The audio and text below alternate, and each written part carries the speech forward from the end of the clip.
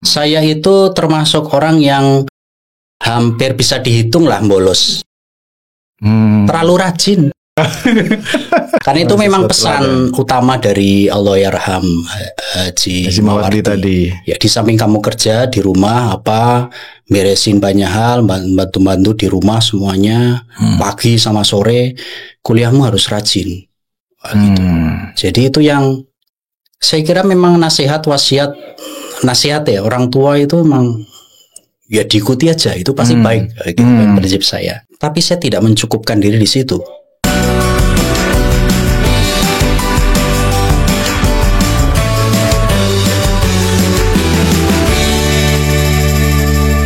Assalamualaikum warahmatullahi wabarakatuh. Ketemu lagi di Wonder Home Podcast bersama saya Syifa Amin. Kita pada kesempatan ini mau membahas tentang topik pendidikan dan sudah kedatangan ahlinya, yaitu ini dekan yang baru dilantik beberapa waktu lalu di Fakultas Agama Islam Universitas Muhammadiyah Yogyakarta, yaitu Pak Nurwanto PhD. Apa kabar Pak Nurwanto? Ya, alhamdulillah. Ya, terima kasih Mas Siva sudah mengundang saya. Oke, sama-sama. Jadi podcast ini kita ngobrol saja tentang beliau menulis disertasi yang sangat menarik. Judulnya Nurturing Peace Through Education, Advocating Pedagogy of Love in Urban Schools in Yogyakarta, Indonesia. Ini sangat menarik karena sangat timely. Nanti kita ngobrol soal apa sih peace, education, terus kemudian pedagogy of love. Apalagi di sini tadi disebutkan ada putra-putrinya KDM yang mengirim anak-anak nakal ke barak militer, jangan-jangan ini alumninya juga. Nanti kita akan ngobrol soal itu. Tapi sebelumnya gini, Mas, saya panggil Mas Nur saja ya, Mas Nurwanto. Mas Nurwanto ini mulai dalam tanda kutip jatuh cinta dengan dunia pendidikan, topik-topik pendidikan itu gimana ceritanya? Dari mana ininya? Ya, pada waktu saya SMA, di lereng pegunungan Banjarnegara, tepatnya Kali Bening, kurang lebih 1 jam dengan mobil atau motor ke arah Dieng. Kalau Dieng itu ke timur, ini ke arah utara menuju Kabupaten Pekalongan. Oke. Di tempat saya lahir di sana. Di Kali Bening, Banjarnegara. Ya, perbatasan antara Banjarnegara dan Pekalongan.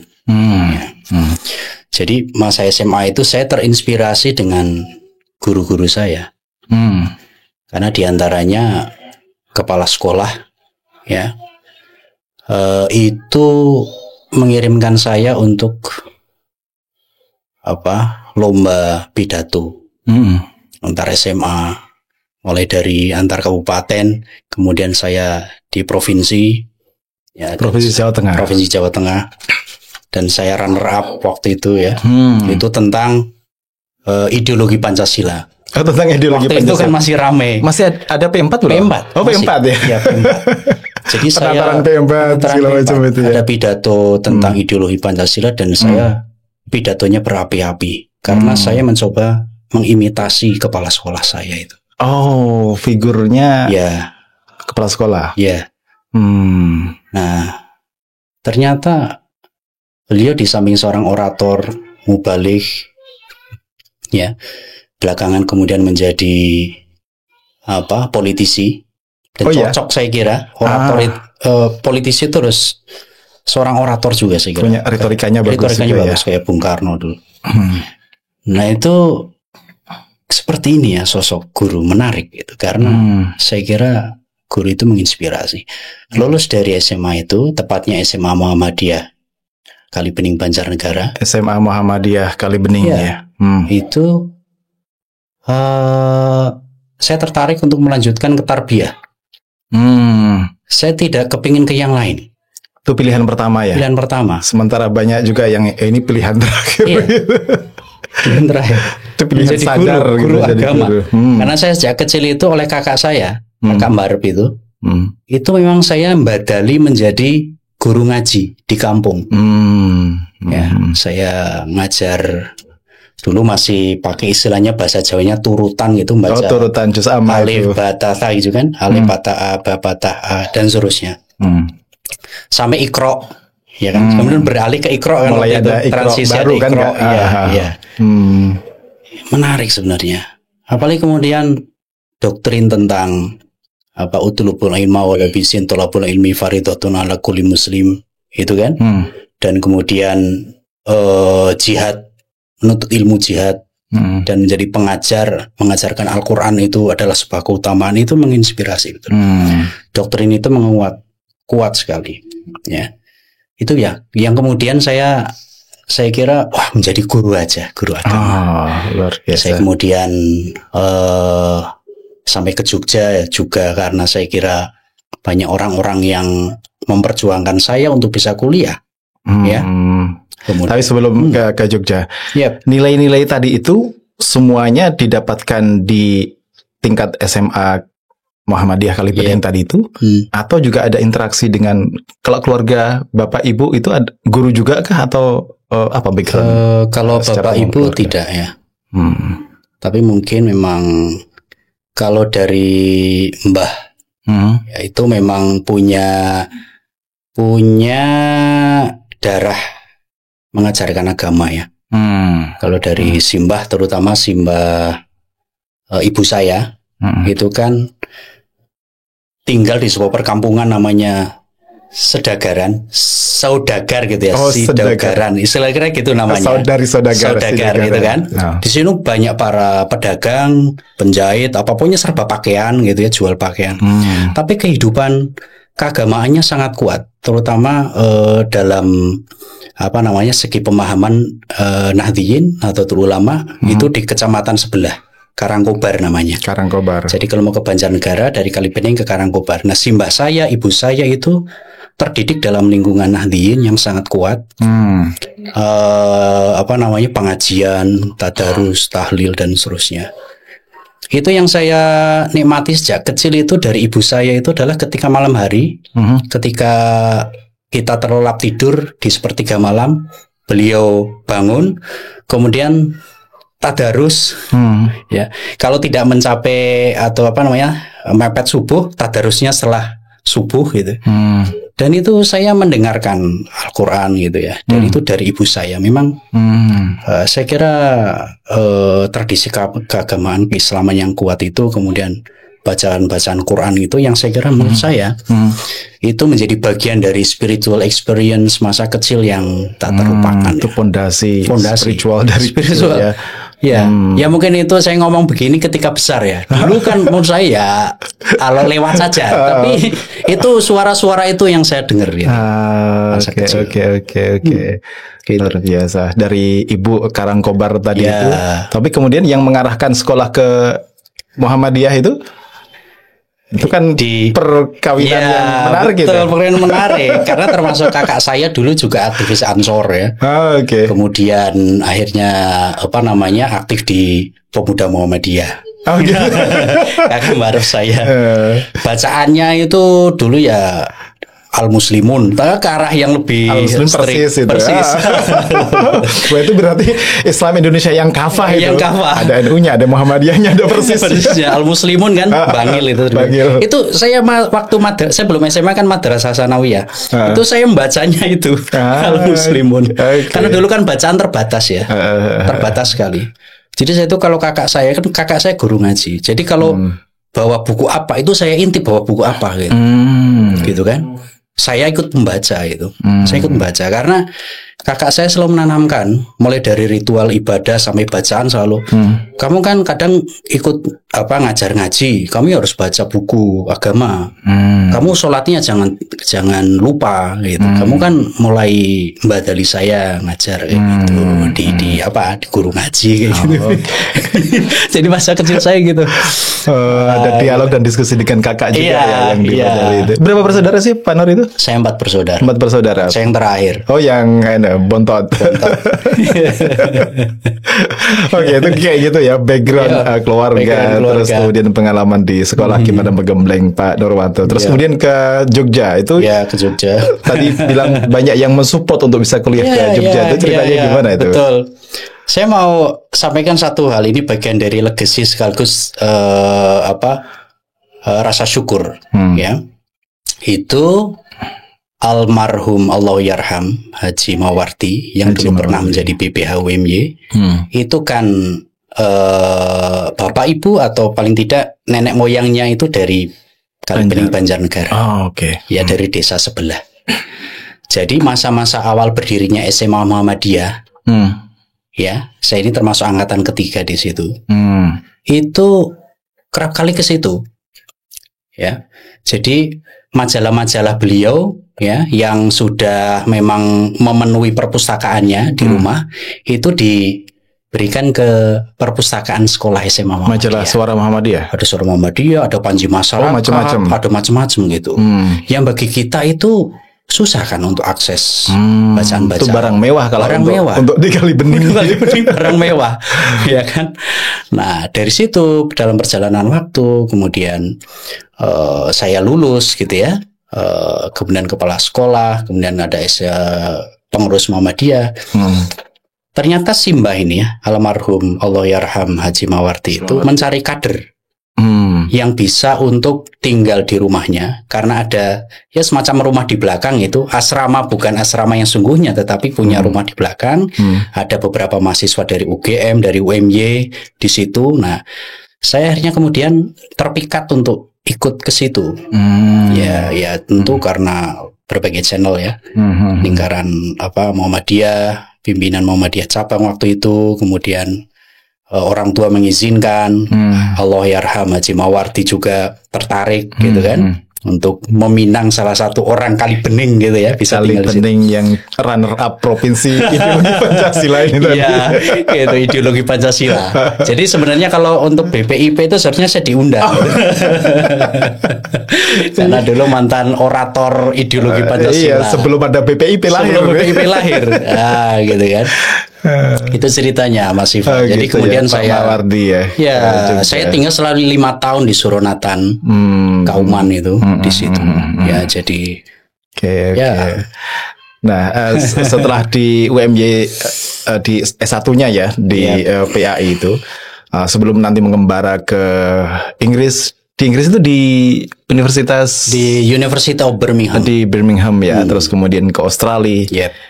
Yang Pak Nur rasakan, Mas Nur rasakan pondasi awal di UMY itu memberikan apa buat Pak Nur? Oh, banyak sekali. Kalau sekarang ada istilah hard skill, soft skill ya. Satu hard skill dari kuliah. Saya itu termasuk orang yang hampir bisa dihitung lah bolos. Terlalu rajin. Kuliah selalu datang. Gitu good student gitu ya. Iya, gitu ya.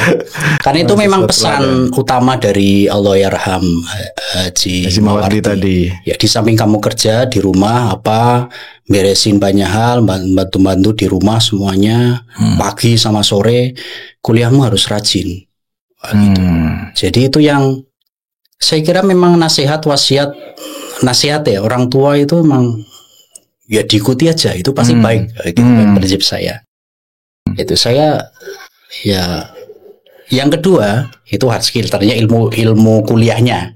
Soft skillnya itu ya dari lembaga mahasiswa. Saya ikut aktif di Ikatan Mahasiswa Muhammadiyah, di kemudian himpunan mahasiswa jurusan. Ya. Tapi saya tidak mencukupkan diri di situ. Ya. Saya dulu kan menjelang 98. Oh iya. Iya kan? Reformasi. Kita sering ada kumpul sampai tengah malam dengan teman-teman ekstra. Organisasi ekstrakurikuler ya. Kurikuler. Terutama yang ini kan, untuk menggalang people power istilahnya. Anti kemapanan. Turunkan Soeharto. Ya, kalau internal itu kita yang misalnya ekstrakurikuler meskipun ini tidak resmi di lingkungan Muhammadiyah, tetapi itu tumbuh dengan baik dan kita punya komunikasi sangat kuat. Teman-teman HMI, PII, ada PI, PPI ada ya? Ada. Pelajar Islam Indonesia. Islam Indonesia. Kemudian apa namanya? BEM apa ya gitu ya. Terus di depan seberang UMY waktu itu di Wirobrajan itu kan ada ISI. Oh, ISI. Wah, kita sering join, iya. Mas Iwa bayangkan kalau lagi demonstrasi happening art itu, ya, itu kan anak-anak ISI. Anak-anak ISI buka baju tatoan. Wah gitu. Gitu ya. Jadi itu ya Mas Iwa mungkin bisa membayangkan ketika di Jakarta dulu kan. Iyalah, kira-kira begitulah ya. Ya. Paling depan itu nanti. Ya. Saya kira saya pergaulan terlepas secara perspektif mungkin bisa berbeda, termasuk kita berteman dengan baik teman-teman yang dikatakan waktu itu adalah gerakan kiri kritis gitu ya, yang dan seterusnya. Tapi secara personal karena kita sama-sama mahasiswa dan kita punya isu yang sama bersama tentang anti kemapanan, anti status quo, anti orde baru waktu itu kan. Saya kira ruang percakapan, ruang refleksi, dan kita punya orientasi gerakan moral forces waktu itu bagian dari proses pendidikan politik yang luar biasa bagi mahasiswa. Itu aspek soft skillnya, ya, kepemimpinan, komunikasi, negosiasi gitu kan, dorong-dorongan sama polisi, negosiasi demo sampai mana itu kan, kita ngawal adik-adik yang itu kan di rafia gitu ya, tali. Pokoknya kalau Anda bagian dari gerakan ini demonstrasi tetap di dalam ini ya, tali itu rafia, jangan keluar. Kalau keluar itu nanti provokator. Mata-mata. Iya, itu di luar tanggung jawab kami. Wah, taat semua itu. Jadi seperti dibaptis. Mereka dalam itu. Jadi sepanjang jalan kita jadi itu. Itu ceritanya begitu. Artinya kaya sekali sebenarnya pengalaman di zaman itu ya. Itu nggak hanya tapi nggak meninggalkan kuliah rajin. Tapi exposure terhadap dunia luar, kepedulian sosial terasah betul juga ya pada saat itu ya. Luar biasa.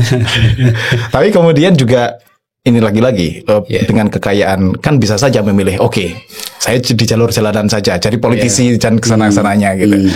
Tapi kemudian pilihan Mas Nurwanto adalah di jalur akademik. Kemudian S2 di Birmingham. Ya, sebelumnya saya sempat di Magister Studi Islam UMY. Oh, di MSI, di Studi Islam. Kalau nggak keliru angkatan kedua ya saya. Awal-awal karena saya kira awal-awal perjuangan ya dari mahasiswa. Generasi awal. Asabiqunal awwalunya MSI. Ya. Jangan sampai dibubarkan kalau gitu. Dibubarkan di awal. Ya. Tapi imajinasi untuk meneruskan studi tidak hanya cukup di Indonesia. Ini orang Kali Bening dari orang pelosok di pegunungan sana gitu. Bisa ke Birmingham, terus kemudian S3 di Sydney. Apa yang menginspirasi, sehingga drive untuk bisa meneruskan studi lanjut itu begitu kuat gitu, Mas Nurwanto? Ruang interaksi meluas ya. Saya waktu itu sebenarnya saya termasuk tipe yang agak santai. Setelah lulus gitu ya, tidak terlalu punya ekspektasi yang lebih gitu. Tapi rupa-rupanya ini yang kemudian barangkali apa yang disebut sebagai social capital, modal sosial, network, jaringan, kenalan. Kita tidak menyapa, orang lain menyapa gitu. Nah, beberapa teman-teman aktivis Muhammadiyah, Angkatan Muda Muhammadiyah gitu ya di Jogja, yang kemudian berkumpul di sekitar Noto Prajan dekat Suronatan Kauman itu ngumpul di salah satu tempat. Dulu itu ada satu rumah kayak gitu, kayak Wonder Home ini kira-kira. Itu kemudian disewa oleh Majelis Dikti Litbang waktu itu. Ya di situ untuk rapat tapi juga tempat berkumpulnya anak-anak muda. Salah satu forum yang diadakan adalah Majelis Rebuan. Ya, Majelis Rebuan. Di situ apa saja ngobrol di situ tentang politik, tentang sosial, pemberdayaan, macam-macam. Nah, salah satunya juga tentang mendorong anak-anak muda untuk kuliah ke luar negeri. Nah, beberapa yang aktivis yang lebih awal ya tentu lebih progresif dari saya ya. Saya kan waktu itu masih nggak terlalu punya minat gitu ya.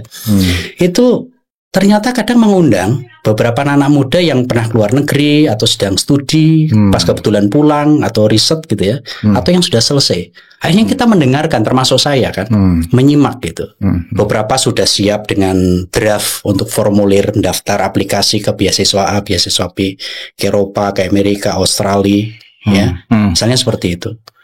Nah itu yang kemudian menarik juga forum ini. Akhirnya saya mencoba mulai membaca, klik ya, seperti apa sih eligibility-nya, saya masuk nggak situ? Mungkin sebenarnya saya bisa masuk sebenarnya kalau dilihat syarat-syaratnya gitu kan. Tinggal ini ditranslate, ini ditranslate kan bisa tuh dikirim ya, kayak misalnya ijazah, transkrip gitu kan. Nah saya disitulah mulai dokumen itu saya translatekan, ya, saya translatekan. Waktu itu UM-nya juga mengakomodasi untuk sudah ada untuk translate dokumen ijazah atau dokumen itu sudah ada, dan kemudian ditandatangani oleh biro akademik kan, itu kan bukan ijazah asli pakai shot kan, itu salinan ijazahnya karena pakai translate Inggris ya, dilegalisir, yang penting ada stempel tanda tangan biro akademik kan. Ya udah.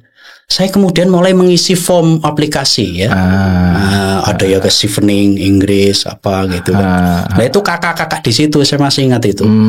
Wah itu kenceng kan, wah ini nggak jelas tulisannya bahasa Inggrisnya gitu kan. Nah dari situlah kemudian Mas Iva, saya ngobrol dengan bapak yang saya tempati di Suronatan itu, putra Haji Mawardi putranya, ya, Pak putranya.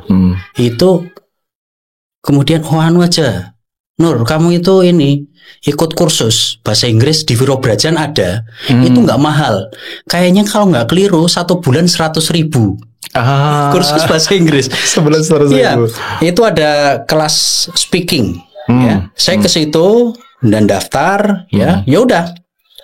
1 pekan 2 kali kayak gitu kan. Saya ingat saya 2 bulan waktu itu. Nah, kelas speaking. Ternyata pesertanya anak-anak SMP semua.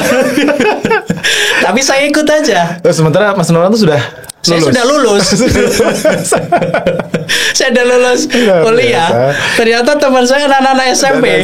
Iya, itu di Wirobrajan. Seharusnya itu ada Primagama, ada apa banyak itu kan. Itu ada lembaga kursus kecil di situ dengan harga yang sangat terjangkau. Itu ya. Itu namanya bunuh diri kelas. Tapi saya coba memendam dan menghilangkan rasa gengsi kan. Iya. Jadi kayaknya ini yang mungkin disebut bahwa menuntut ilmu itu perlu keikhlasan. Kayak itu. Akhirnya saya kemudian disitulah mulai kemudian speaking satu-satu kan. Wah ini saya lihat tutornya terocos ngomong bahasa Inggris kan. Wah itu, tapi saya coba satu-satu. What is your name? I was born. Itu kan sederhana. Tapi itu saya lalui. Harus saya ikuti. Harus diikuti dari awal. Dari situlah kemudian ketika sudah mulai perekrutan di UMY, saya masuk tahun 2001, tapi 2001 prajabatan 2003 saya mulai itu untuk buku-buku TOEFL itu kan di UMY. Nah, dari situlah ya pelan-pelan mulai yang agak serius bahasanya, ya kan? Gimana academic writing, gimana listening. Masih di tempat kursus yang udah atau sudah pindah ke UMY terutama. Ya dulu sampai guna awalun untuk bahasa Inggris seperti Pak Jati, ya kan di UMY waktu itu awal-awal ya beliau ya. Jati, wah itu luar biasa, itu ada Bu Maryam, wah itu guru-guru bahasa Inggris awal itu. Ya bagaimanapun fondasi itu mesti dilalui ya. Apalagi yang kita tidak dari background bahasa Inggris gitu. Betul. Harus ikhlas, gengsi dikesanakan dulu lah. Memang kita mau belajar gitu dari awal. Tapi terus kemudian juga tadi exposure pertemanan, pergaulan di majelis rebuan, membuka dunia. Ternyata interaksi dengan orang yang punya pengalaman di luar orang yang punya pengalaman dengan terekspos dengan luar negeri, menginspirasi dan mendorong kita juga gitu ya untuk bisa ke sana. Iya, betul sekali. Dan kemudian ke Birmingham itu tahun saya lolos beasiswa tahun 2000. Itu Chevening. Saya Ford Foundation. Oh, Ford. Ya. Jadi akhirnya saya lolos Ford Foundation, Mas Siva. Itu sebuah beasiswa. Namanya itu International Fellowship Program Ford Foundation. Ya, banyak alumninya. Betul. Di Jogja juga banyak. Itu sebuah lembaga nirlaba yang yang berbasis di Amerika ya. Itu menghimpun dana semacam dana hibah atau mungkin CSR gitu. CSR ya. Para filantropis juga gitu ya, dikelola. Itu sebuah proyek yang berlangsung 10 tahun di negara-negara yang disebut sebagai negara-negara berkembang, developing countries. Ya. Saya juga pernah dulu tuh kan formulirnya cuma 1 lembar gitu awalnya. Awalnya. Sebelum kemudian diminta formulir yang full gitu. Saya di seleksi awal itu aja udah nggak masuk. Iya, kadang prosesnya bukan karena nggak punya kapasitas. Mungkin yang nyelesi merem aja. Kadang udahlah random barangkali ya gitu ya. Karena saking banyak yang 1 lembar itu kan. Iya gitu. Tapi bagus itu memang terutama dari keberpihakannya pada orang yang punya aktivitas sosial, kepemimpinan di masyarakat kayak gitu. Itu kan sangat dipertimbangkan. Isunya yang ditarget itu adalah mereka yang punya potensial kepemimpinan. Punya potensial kepemimpinan berarti dia paling tidak sudah punya kiprah secara terbatas ya di komunitasnya. Dan yang kedua adalah seberapa jauh kemudian isu keadilan sosial itu menjadi perhatian utama dari si kandidat itu ya. Lalu di Birmingham itu nulis tentang apa, Mas? Oh iya. Nah, kemudian saya sejak tahun saya kira 2007 ya, Mas. 2007 itu sudah dinyatakan sebagai awardee. Ya. Karena setelah itu kan ada proses pelatihan bahasa. Yang cukup menyita waktu ya. Di Jakarta. Di Jakarta. Jadi stay 4 bulan, mungkin hampir 1 semester ya. Ya gitu. Jadi cukup lama. Karena ini memang yang disiapkan adalah mereka-mereka para awardee bukan dicari karena bahasanya sudah bagus. Betul. Tapi mereka yang sebenarnya punya potensi kepemimpinan dan kemudian punya basis keberpihakan tentang nilai-nilai keadilan sosial itu. Bagi Ford Foundation waktu itu atau pengelola beasiswa, bahasa itu bisa dilatih. Dan memang untuk target kampus itu, university partner dari Ford Foundation itu baik itu kampus di luar negeri, di luar Indonesia, maksudnya termasuk Indonesia juga. Jadi kalau mereka yang tidak tertampung di luar, ya sudah di-endorse untuk di Indonesia. Gitu. Okay. Lalu kalau mereka udah di Indonesia, mereka diberi kesempatan untuk academic enhancement ke luar negeri. Any kampus mana saja yang mereka minati. Ya, apakah di Amerika, di Eropa, di Australia. Itu kurang lebih berapa lama? Mungkin 1 bulan kayak gitu untuk stay. Untuk enhancement itu. Iya, saya teringat ada beberapa kawan saya juga itu yang ke Amerika yang IFP itu, Farid, Mutakin, Khozin, itu ya memang mereka juga punya background aktivisme yang di bidang perempuan, di bidang macam-macam. Tapi secara bahasa memang terbatas. Tapi kemudian digembleng di persiapan bahasa Inggris itu. Karena prinsipnya sebenarnya bahasa itu kan dicemplungke aja. Ya dicemplungke, pokoknya dibombardir dengan suara-suara bahasa Inggris, ngomong bahasa Inggris, paham ora paham ngomong gitu kan. Kan prinsip bahasa begitu sebenarnya. Harus praktek. Dipaksa gitu. Iya, itu yang saya kira betul juga ini prinsipnya. Jadi yang dicari bukan yang bahasa Inggrisnya sudah bagus. Kalau nyari bahasa Inggrisnya sudah bagus kan itu kemudian keberpihakan social justice-nya nggak ada. Pokoknya dicari yang sudah pintar bahasa, apalagi. Ini yang dicari bukan itunya. Bagi ini pengelola beasiswa ini yang dicari yang terpenting adalah potensi kepemimpinannya. baru bahasa belakangan. Dan akhirnya keterima di Di Birmingham. Itu juga di pendidikan. Saya di pendidikan di School of Education. School of Education. Ya, di saya ngambil International Studies in Education. Jadi di situ fokusnya pada bagaimana mengkaji tentang human rights, social justice. Terus misalnya ya isu tentang kaitannya juga tentang school violence gitu ya. Itu beberapa tutor-tutornya, termasuk juga kita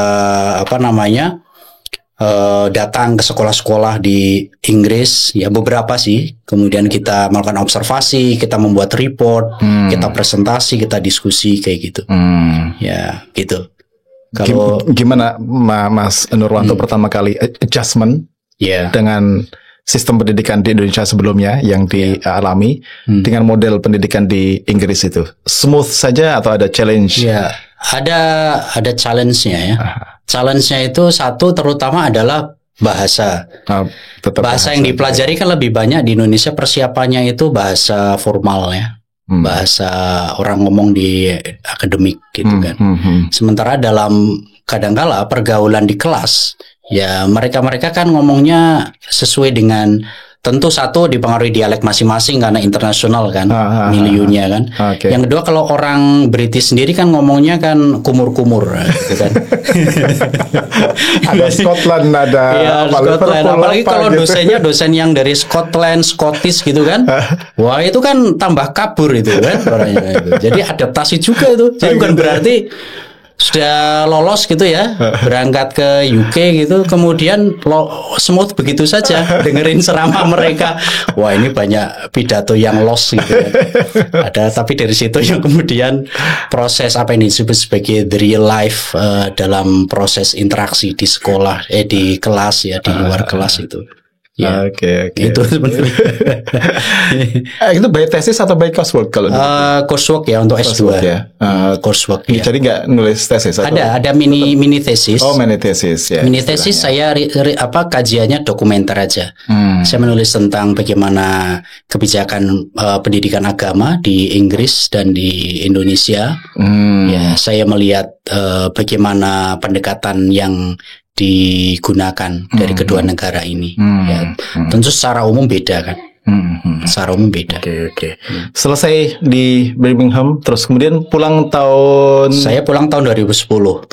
Tahun 2010-an ya. 2010 dari akhir tahun. Akhir tahun 2010 ya. Terus kemudian ke Sydney itu saya berangkat tahun 2018. Tahun 2018. Ya. Tahun 2018. Award di 2017. Kemudian persiapan ABCD berangkatnya. Oke. Kan harus nunggu LOE kan. Ya, diterima di perguruan tinggi mana yang kita tuju gitu. Waktu itu saya kan memperoleh beasiswa yang S3 ini dari Kementerian Agama, 5.000 doktor itu. Yang kemudian di penghujung studi saya 1 tahun terakhir itu kemudian pengelolaan pendanaannya itu kerjasama dengan LPDP, Kementerian Keuangan. Jadi itu Kementerian Agama dan Kementerian Keuangan LPDP, melalui LPDP itu ya. Itu tahun-tahun terakhir. Sekarang ya teman-teman sudah lebih, saya kira lebih nyaman dalam hal akses dana ya, termasuk karena untuk pembayaran SPP kan langsung ke universitinya. Jadi kita nggak pegang uang panas. Kalau dulu kirim ke awal-awal ke awardee. Iya, itu kan bahaya fluktuasi juga kurs kan. Kursnya kan nggak stabil kan. Tapi dengan sekarang dibayar langsung, dan itu saya kira bagus. Karena berarti kan proses manajemen keuangannya untuk pembayaran semakin bagus. Kementerian Agama dan LPDP kerjasamanya. Kalau bedanya studi di Inggris, beda tantangannya dan gimana cara mengcope-nya, cara mengatasinya dengan studi di Australia seperti apa? Kalau tadi kan ada coursework juga di sana. Kalau di Australia kayak gimana? Sama sekali beda Mas.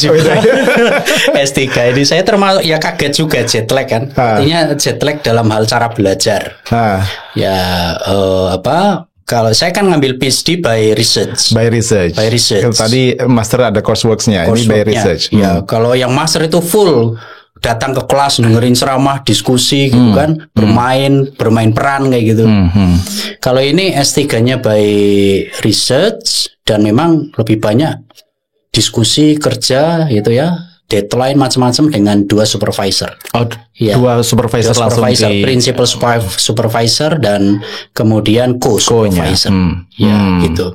Sedangkan postgraduate programnya atau disebut di sana sebagai Graduate Research School-nya, GRS-nya, itu hanya menyediakan serangkaian workshop, training-training, seperti apa ya, prasmanan kayak gitu.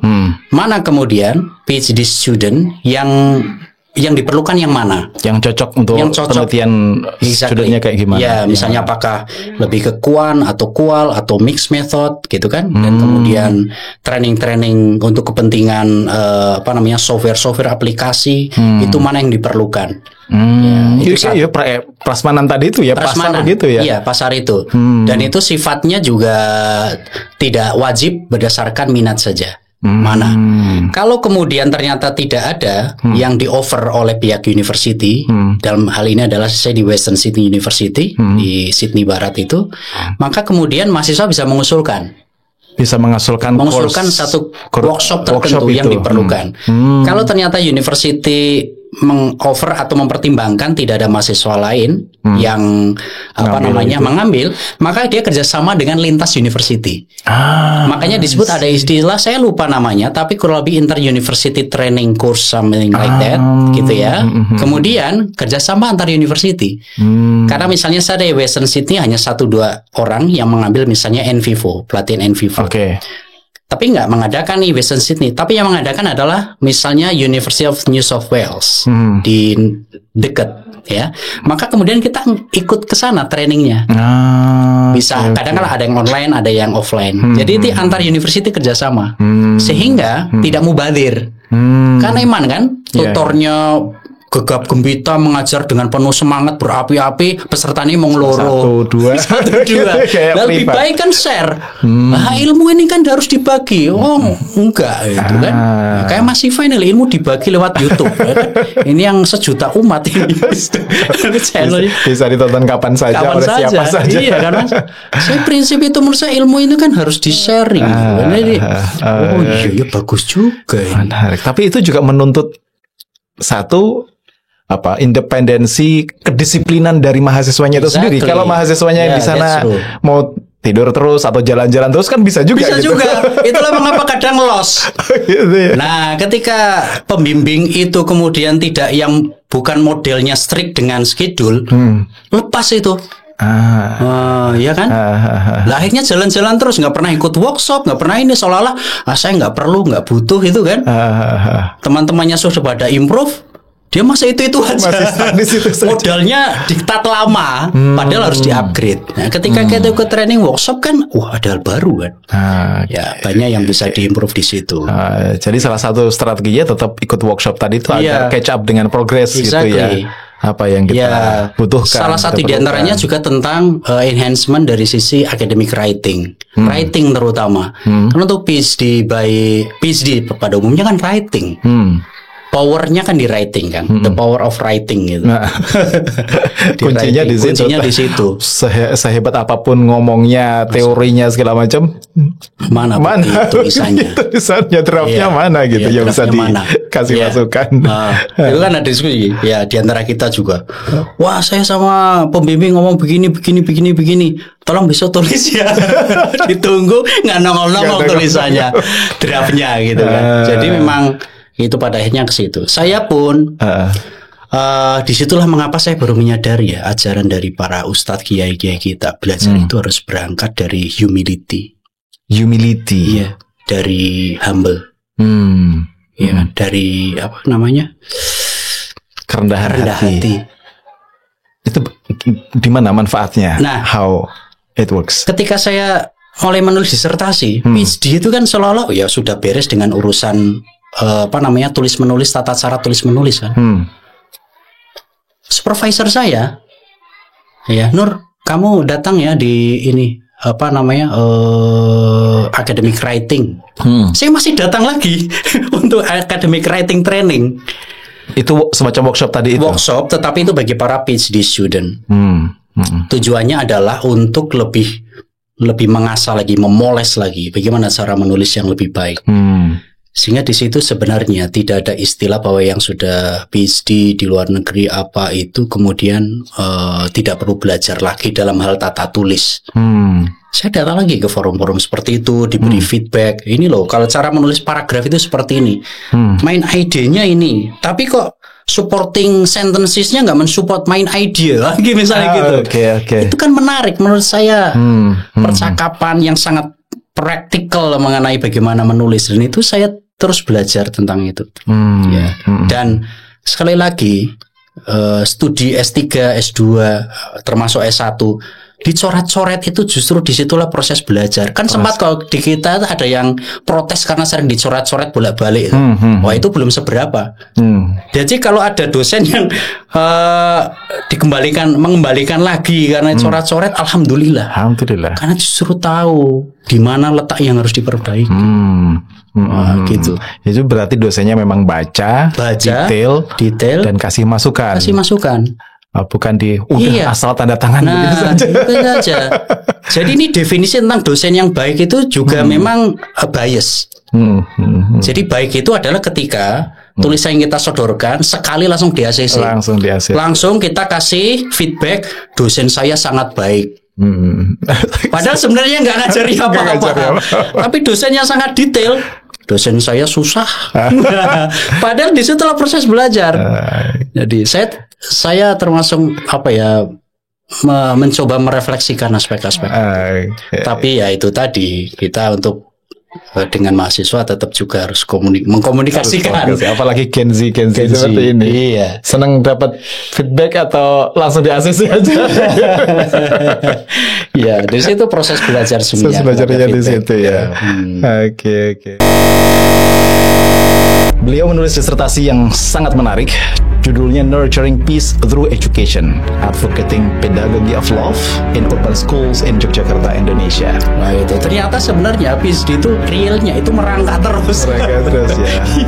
Nuranto, kamu cuti aja dulu 1 semester. Ada yang lebih penting dari ini, penting, tapi yang lebih penting dari itu adalah your life and your kids. Ngapain support orang-orang dari luar itu kan? Foto negara kita saja deportasi aja itu. Wah, itu memang betul kapitalis sejati kalau itu. Tapi dalam konseptualisasinya, Freud mengatakan bahwa pedagogy of love itu prinsipnya di situ adalah ada proses untuk memberi ruang kepada orang-orang yang kita didik atau orang-orang di sekitar kita itu untuk menyampaikan pikiran-pikiran dan aspirasi mereka